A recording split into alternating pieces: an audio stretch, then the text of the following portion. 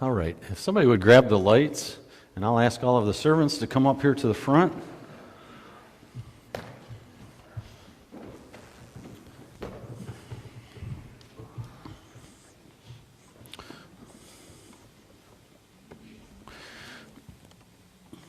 I'm going to hand this to you. Yep. Well, because we are streaming this, so you guys have your adoring fans out on the internet watching as well. And so when you speak, I'm going to ask that you use the mic, because then that will help Andrew and Kathy making that so people can hear that out there. So I shared that song, and I hope you were able to hear all of the lyrics. There was so much in that. But he talks about, the miners, and the community is definitely influenced by that. The two houses that we worked on were in the city of Trammell, and Trammell is a mining town. Originally, when it was built by the coal mine owner. All of the houses were exactly the same, except for two buildings in town. One was the mine owner's house, and it's a larger house, and then the company's store. And the way things worked is you worked in the mine and you didn't get paid in cash, you got paid in script. And the script was usable down at the country store, or at the mine store. And so the things that you needed, the food, the clothing, whatever you needed, you would buy at the company store. And the miners would just perpetually go deeper and deeper into debt to the mine. And so literally they would spend their life working for the mine. And many of them died of black lung disease. We have talked with miners, and many of the guys still work in the mines. Some women, not as many women by all means, but we've talked to people that work in the mines, and they give them breathing apparatuses now, but not unlike us with the masks. It's like that becomes burdensome, and who wants to breathe in that all day? And so many of them don't use the breathing apparatus that they're given, and many of them still, to this day, end up with the black lung disease. It is something that colors that community. And then I've had people ask me, well, why don't people move away? And I would respond, if you were to ask me that, well, it's probably the same reason that you live in Michigan. Why do you live here? Probably because you were raised here, or you have family here, or there's something that draws you here and that keeps you here. And it's the same thing for them. It's family. Many of them actually have ties to Michigan. I have been amazed by the number of people that say, oh yeah, and they find out where we're from. Oh yeah, we had so-and-so that lived up there. When things were tough for the mines, many of them moved up to Michigan to work in the auto industry. And then when they retired, or just as their family circumstances happened, they ended up going back to the area, going back to the place of their roots. And so they stay, even though the economy is not the greatest there. Enough of me talking for right now. I want to have the mic be passed down and just share what is your favorite memory of the trip, or just something that you feel they all need to hear. And we don't necessarily have to go in order, but I do want everyone to speak to that. Okay, Landon said he's ready. Oh, well, okay, so I will share mine, and that'll give you guys a little bit of time to think. There was one picture that you noticed in there. It was a garbage can that was upside down, and it had some red fabric over top of it, and then it had garbage scattered all around it. And you think, what a bunch of pigs. They couldn't get their garbage in the garbage can, and the garbage can's upside down. No, that's not at all. Our garbage can with the red fabric draping over it, that was our altar. And you might think, okay, my goodness, they couldn't come up with a better piece of furniture than a garbage can? No, that was very symbolic. Our Bible studies were titled Garbage. And we went through all of these different things of listing the garbage in our lives, like hidden sins, or why does bad stuff happen to me? Death was one of our Bible studies. All of these pieces of garbage in our life, and then how God converts them into pieces of treasure.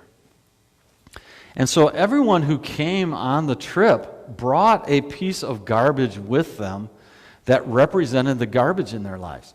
We shared about that in the Bible study, and then throughout the week we used it in different ways, and then at the end somebody took that piece of garbage and they converted it into something beautiful. I will tell a story about you. The one that was maybe the most amazing to me, the most amazing transformation, somebody had brought one of the masks, and it just represented the garbage in their life, having to wear the mask, and how the pandemic has caused this irregular schedule with school and stuff like that. Well, Eleanor took that mask, and she was going to convert that. She came back with the most beautiful flower made out of this mask. It's like, oh my goodness. So that was my favorite thing, was just the Bible study time in the evening. We started with devotions every morning, Bible study in the evening. The youth were very engaged with the study. I thoroughly enjoyed that time and the dialogue that we had. So that is mine. My favorite... There is a switch on it. Just make sure that's up. Great. Hello. Yeah. Okay. Well, my favorite memory on that trip was where I couldn't light a candle with matches. Took 3 matches to get that candle lit. But I learned later down I could finally able to just use 1 match to light the candle.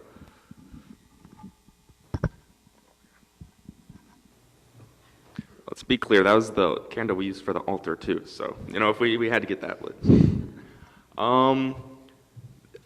It's been about a month since we last went on this trip now, more than a month or so.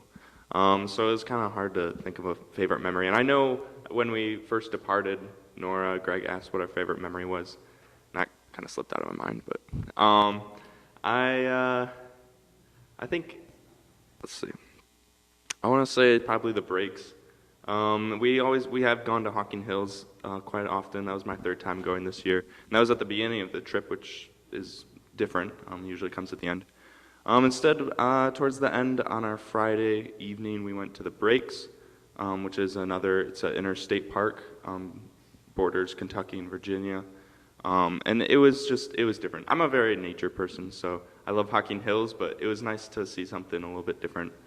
So going to the Breaks, and the funny thing about going to the Breaks is we got there, and we had very limited time to hike any of the trails. And of course, there's dozens and dozens of miles of trails there. So we picked a small section of trail, and we decided, okay, that's what we're going to hike. This small group of people, we're going to hike down there. We're going to come back, and we should be good.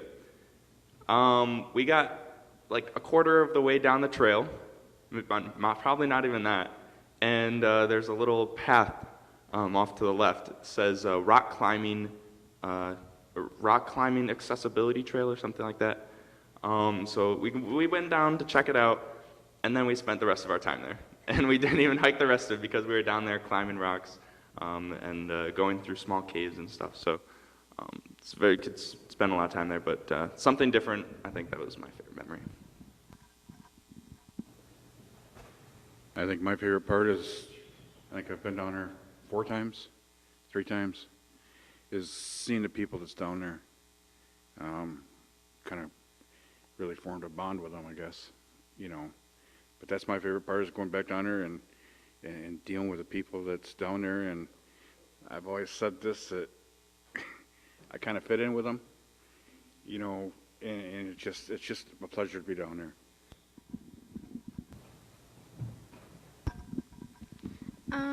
I think my favorite part was probably going down there and helping the people, because you don't get to help people like that down here every day, and it just felt good to go down there and help the people that needed the help. My favorite part was probably like Hocking Hills, even though we walked like 8 miles that day, and just like getting to know the people that we went with, and making many videos on Landon's GoPro that he didn't find until a couple days later.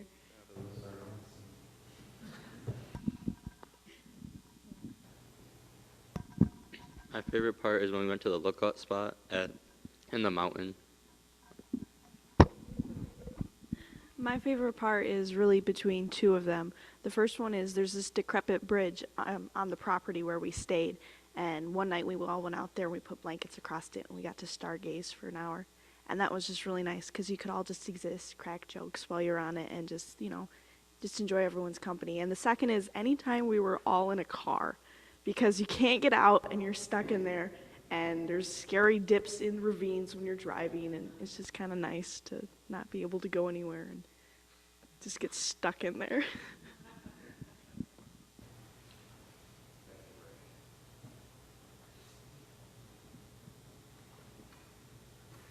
I enjoyed seeing how the group came together as the week went on. We definitely worked together, we laughed together, and we cried together. One evening, we seemed to get on the subject of death and had some in-depth conversations about how that's affected each of our lives.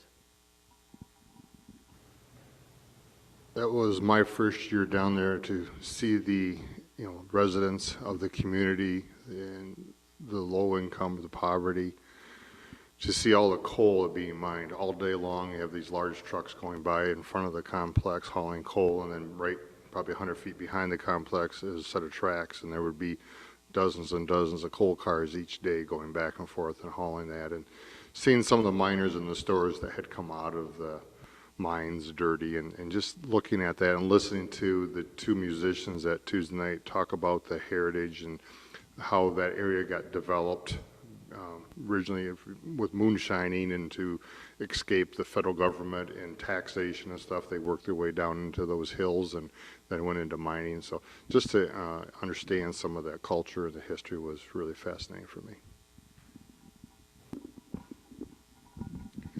I have a couple favorite memories. The first night Cheryl Voss and I got there, it monsoon rained for 6 hours. Like 3 inches of rain, and the water comes down that mountain in this creek by us. So I'm up like 3 times in the night looking out the window going, Mary never told me what to do if there's a flash flood. Do I go up or do I go down? Because the creek runs the whole way of the road. So I lean to look out the window, and the wall is vibrating. And now I go, oh boy, we're all gonna die. No, it was the coal train going by. But the decrepit bridge that Eleanor talked about 2 days later when we went for a walk over there, I look off and there's these animal tracks, and I'm like, wow, they kind of look like coon tracks, but how big do they get down here? Well, they don't have winter, so maybe they do get bigger. Oh no, they're bear tracks. Somehow I never pictured seeing a bear there. I pictured sitting in a car and looking at one, not outside my bedroom window.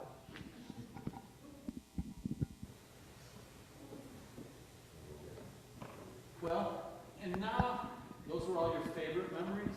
There maybe are some stories that need to be shared from the week. You want to share any stories? Something that's just burning on your heart. Oh, the fashion show's always lovely. Lander was the star. Wow. Wow, sorry. If I had to pick one. You definitely knew along the way. That's one of the things that the place that we stay is the community center. It's named after two very important people from the community. One was a deaconess, and the other was a lady who kind of broke tradition and entered the mines. So it's Bins Counts Community Center, and that's exactly where we stay. But it also is a food pantry and a thrift store. They bring in a medical clinic that is on wheels, and that comes to the community center. It is a hub of activity, plus groups that are coming in then go out and work on the houses. Well, while we were there, there were several vehicles, I don't know how many, but several vehicles that we helped unload. People know about this, and they bring bags of whatever, and clothes is one of them, and so we were helping to offload these vehicles, bring the clothes in, and then they were getting ready for a sale, so they lay out all of these clothes. And that's where you saw Ray in the blue coat, but, you know, especially the guys have this tradition of doing this little fashion show. I guess the girls jumped into, but yeah, it's quite the show that night. A different side of them that we don't normally see at home.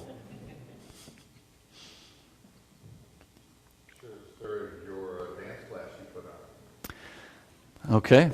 Well, do you want to share it? Thursday night is usually Pound night. And Pound is this town that's about a half-hour drive. And the community all comes together in their community center, kind of city hall. And musicians bring their instruments. People bring baked goods to share with everyone. It's just a fun evening out. And then the community all clogs. They all dance. And I see you smiling, Nathan. Because of COVID, Pound is not happening right now. And that is such a sad thing, especially for people that have never been there down to Nora. They didn't get to experience Pound. So I thought, well, what can we do that replaces or that is just as much fun for the group as going to Pound and dancing? And so I thought, well, you know what? We'll bring dancing to us. And I have personally been doing some line dancing classes with Stephanie Iyer. And I thought, you know what? We'll bring dancing to us. And so I taught them, at least the willing ones, how to line dance. And yeah, we danced the night away. I danced for a while and I was all sweaty. It's like, okay, I'm going to take my shower. I take my shower. They wanted to dance some more, so I danced again. It's like, we did have a lot of fun that night. Use the mic. Like when we go around the circle, we were sitting in the living room, and each of us would put like a word into a sentence, and we just keep going, and they were all really funny and good.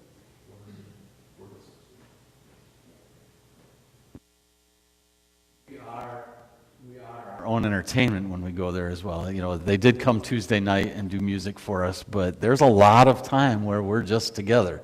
And they have this one area, it's couches, and there is a TV up on the wall and stuff. It's kind of the living room of the community center. So that's what she's talking about, just sitting around and kind of doing word games.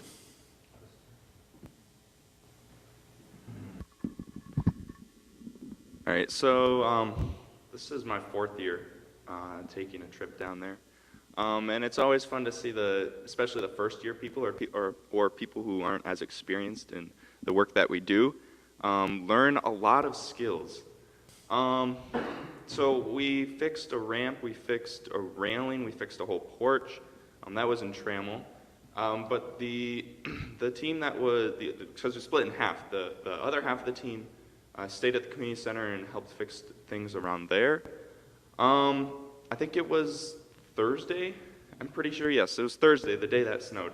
And we spent the better part of the day reorganizing a shed, or I guess, I don't know what I would call it, but it's the thing outside. Oh, yeah. I don't know, it's some type of building outside that they used to store lots and lots of just random things. I don't know how to better describe it. You got tons of crutches, tons of wheelchairs, bedding equipment, and really anything that you could imagine. So we spent a very long time organizing that, and this is where the story begins. So it was about we were pretty much over by then. All we were doing were moving the wheelchairs back to where we found them. And you might want to help me out. I don't remember who was in the wheelchair and who was pushing it. I was pushing it. Okay, Jimmy was pushing it, and who was in the wheelchair? Either it was Marcus or Paige. Okay, so Paige, who isn't here, was in the wheelchair, and Jimmy was pushing the wheelchair. And these are very old wheelchairs, might I add. So he decided to push around. They were going faster and faster. Turned a corner, and the whole wheel disintegrates into thousands of pieces. I don't know. That just kind of randomly came to mind. In my mind in wheelchairs. Yeah, and then there was no wheel in that wheelchair. So I didn't even know that story. That was held from me.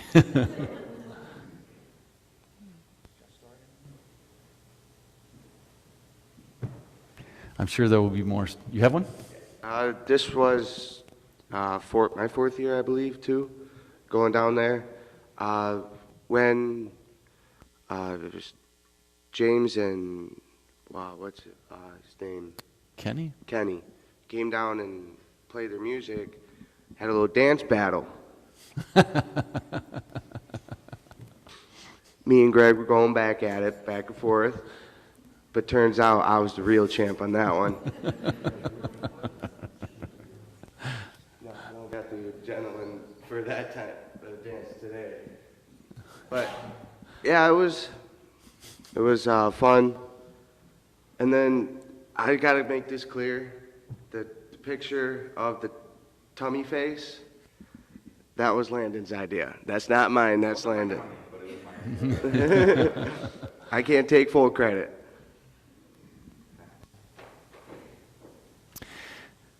Let's open it up to some questions, too. I want to make sure we have time for that. I thought the mining had been curtailed. They're still mining down there? They're definitely still mining. Why didn't it stop all that? I have noticed some additional stuff. One of the things that they're doing is pulling off natural gas now as well. That has seemed to increase, but yeah, the coal mining is definitely still going. My father-in-law, of course, he's not from Appalachia, but works for the railroad in Kentucky, and he said you would be amazed at the amount of coal that's still coming out of that area. You know, trains and trains of coal. I don't know that.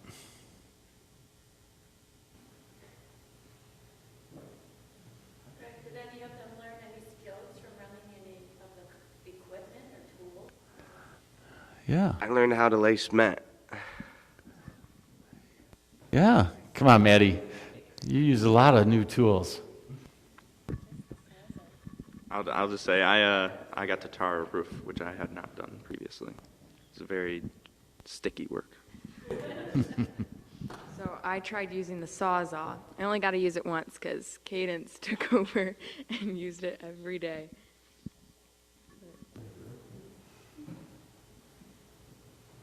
We challenged Landon pretty good on the angles. One of the hand railings required some angles as he was running the mic show. He mastered it. It took a trial or two. Is yours about work? Yes. Okay. I wouldn't say this is like an average tool, but we had to lift a house to like fit these beams, and we were redoing this deck, and we didn't have a jack with us to lift the house, and so we just took some of the spare 4x6s we had, and we just kind of braced it up under, and all of us got on one side and we lifted the house. So that was a new thing to do. You remember how much they weighed, Dennis? We said with a lever, you know, they get out on the end. They're This is, at one point there was two adults and 2 youth on this 6-foot long 4x6. So some blocking, but we were underneath the house on the main beam, and we were probably lifting close, I would say, to probably 3,000 to 4,000 pounds with just our body weights on 11 at that. So we had to raise it almost 1.5 inches up to get it back level. The floor had sagged, and there was about a 2-inch gap underneath the door, the front entrance of the door. So before we could build this front porch, we had to bring that all back up and block it.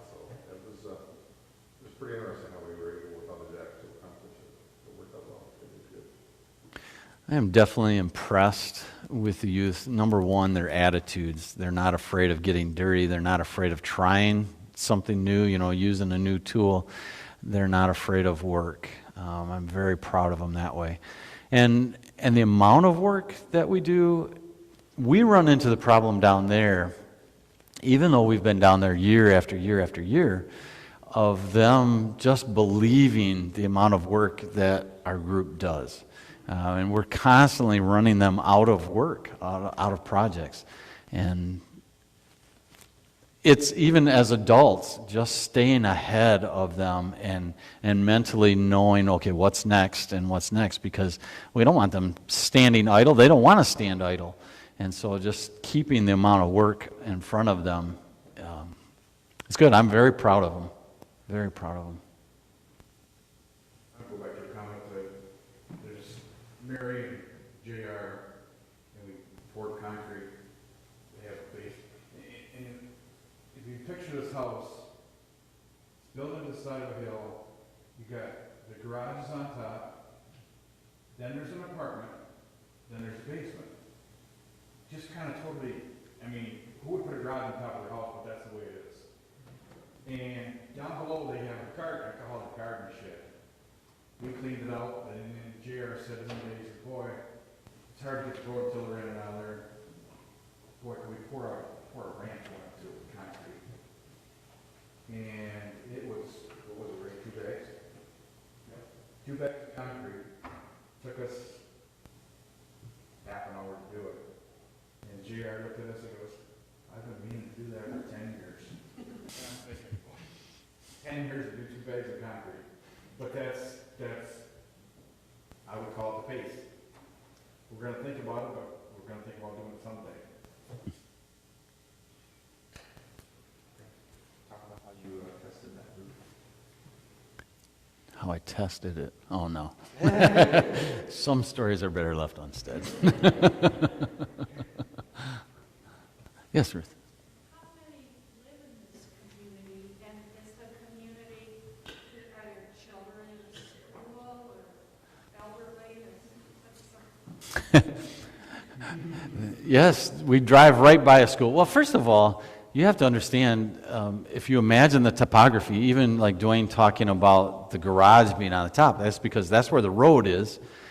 There is no flat space anywhere. So yeah, it makes sense, that the garage would be right there. You could pull into it, and then everything else is based on the layout of the land. So the mountains funnel everything down. So every once in a while you will have a road that goes off of the main road, that'll wind up a mountain, or it'll cut in between a pass, to another thing. But everything is basically off of this main road. Well, the elementary school is there as well. And Ray wanted to get a picture of the school. And so one day as we were wrapping up work, I thought, we had 2 vehicles, and I was leading, I thought, well, I'll just pull up. They had this kind of circle drive in front of the school. Well, as I pull into the drive, it's like, oh, it's pickup time for the kids. It's like, well, okay. And I didn't want to get in line as if I was picking up a kid. I was just going to drive through. As I'm driving past this line of cars, and I get just at the end of that, or like by the doors, there's a police car sitting there, which I'm not doing anything illegal, but I just kept on going. But yeah, there indeed is a school right there, and obviously the families have kids as well. Population, you're going to test me on that one. I have a hard time even answering that one, because you don't really see, like when you drive into Caro, you see the town. Where we were staying actually wasn't Nora, it's McClure Bottoms, which is probably 15, 20 houses in there. I'm sure at some point it was tied to a coal mine as well, because you could see where they were all probably similar at one point, and then additions get added on and all of that. And then you get into Trammell, which is the coal mining town. There's probably, I don't know, what did you say, 30 houses in Trammell? It's a little hard to tell a population. Somebody probably could Google it better than I can answer it. What was the name? Something about Kroger store, small Kroger store, and a few other little independent shops, and that had more of a village feel of some blocks and some houses, but, you know, I wouldn't say it would be as big as Reese, it'd be more like Akron, maybe Fairfield, looking size. And that's probably 20 minutes from where we're at, and then Pound is another bigger town, and that's 30-minute drive, you know. One of the things, too, like Pound and Clintwood and stuff we're a ways back in there. You know, the big thing is going to the Triple T. I like to kind of treat the work crew at the end of the day. You know, here when we're in Carroll on the servant event, we go to Dairy Queen at the end of the day. I mean, you might as well put it on the schedule. And when we finish there, the only option that you really have is the Triple T. And that's a gas station that we pass by, and they've got some, well, you know, a gas station type food, and, you know, you can get a little bit of ice cream, but people get whatever their treat is. But yeah, the Triple T is like times. We were at the Trammell Community Center, which I think it was 3 years ago. We stayed there because there was another group at the main community center, and we painted it. We built an addition, basically took a porch and made it into some dormitory space. We were pretty shoehorned in that year. The Trammell Community Center is a pretty small thing. Anyway, we wanted to show some that had never experienced that. We wanted to show them the Trammell Community Center, since we were right there working anyway. So we stopped, and as we were just kind of walking around it, we found these wasp larvae. And I'm like, well, you can eat those if you eat that. And so I tasted it a little bit first just to make sure that it wasn't going to be terribly nasty. And so then I ate a wasp larvae. It tasted like an egg yolk. And He goes through the entire experience in detail. Well, they use sand, I guess, to make the cocoon or whatever, or the nest, you know, it was in this sand.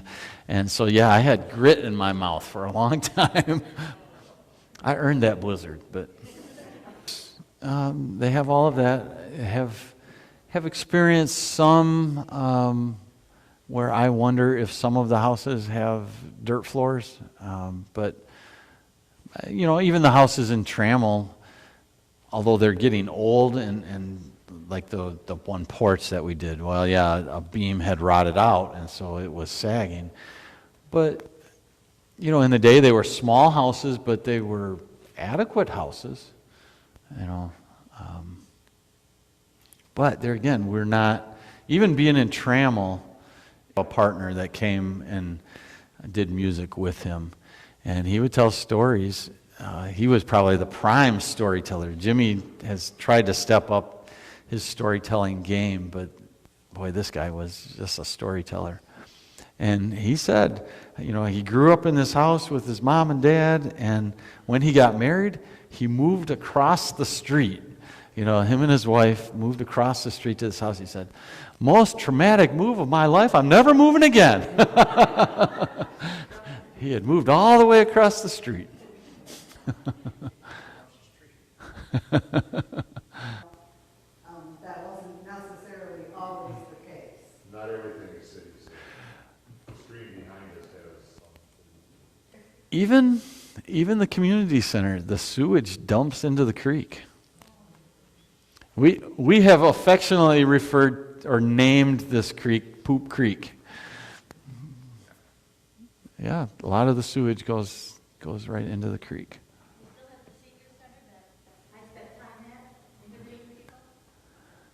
The senior center did not come to the community center while we were there. I don't know. It takes an hour and a half to walk down the mountain to church. Yeah. Did you meet Maggie when you were there? Yep. Maggie, actually, I'll tell you this story too. This is way back.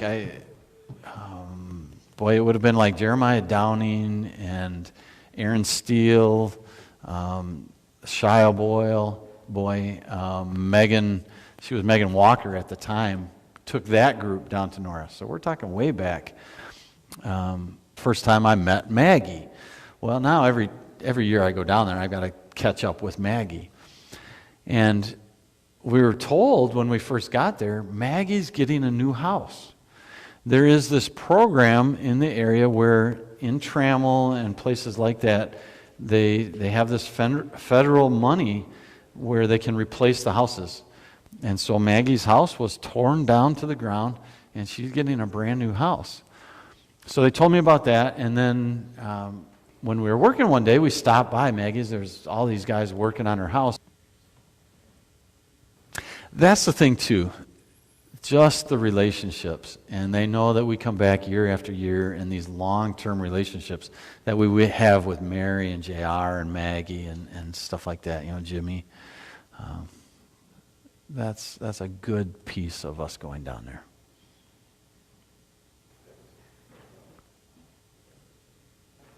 Other questions?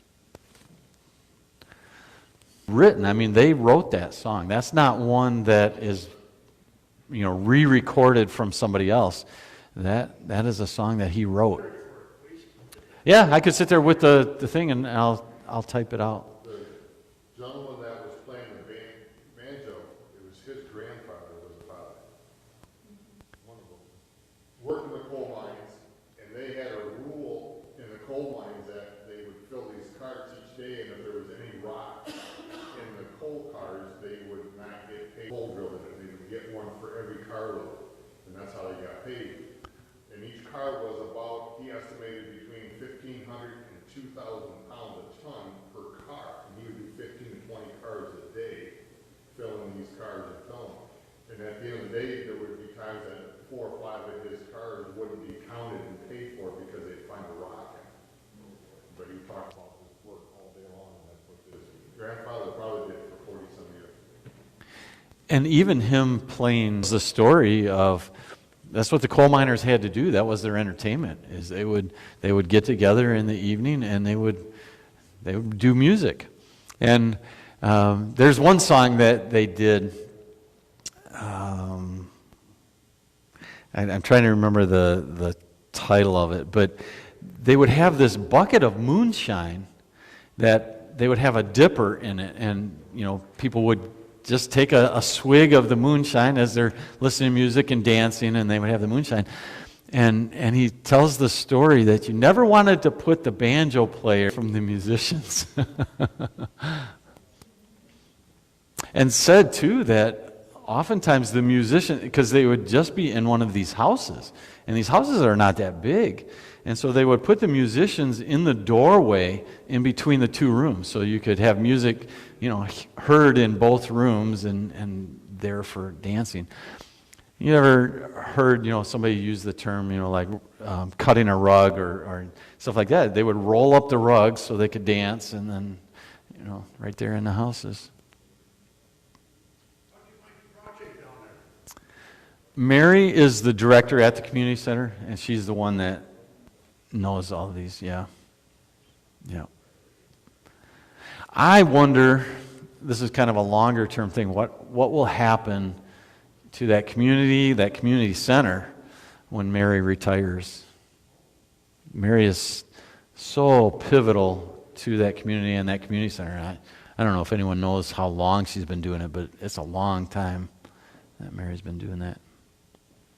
I read online that community center opened in 1985. Okay. And this is a new building that they're in. It's only been maybe 4 or 5 years that they've been in this building. The old one, literally the back wall was separating from the rest of the old one was a grocery store at one point, and then it turned over to the community center.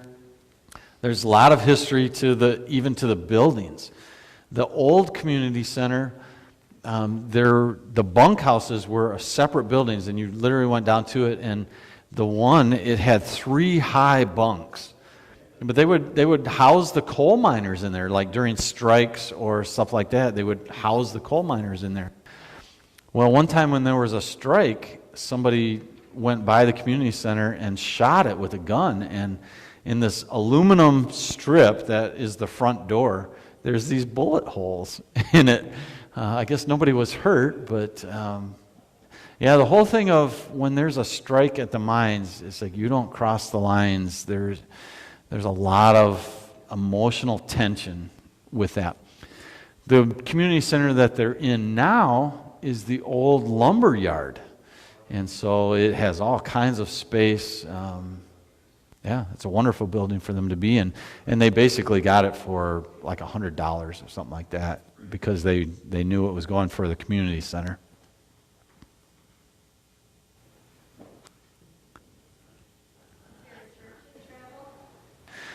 Mostly the churches there are Free Will Baptist or some branch of Baptist. I don't know if we have any people that have Baptists in their background. There is kind of the joke, you know, if you have 5 people together, you'll have a new Baptist church. There's all kinds of, yeah, like I say, Free Will Baptist. There's the traditional Baptist. I can't name them all. But that's one of the things that Jimmy talks about as well. So when we are down there on a Sunday and able to go to a church, it usually is the Buffalo Creek Free Will Baptist Church. Buffalo Creek. But yeah, I mean, there are obviously are churches. All right. One time to see where the nearest Lutheran church was, because John was retiring. I'm like, I really like to go there and live. It was 4 hours away. That wasn't going to work.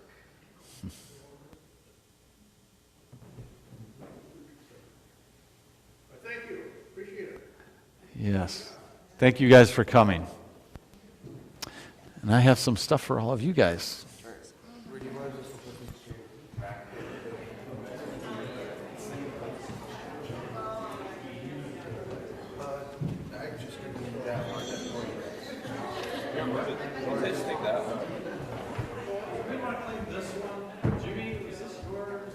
I want to say so.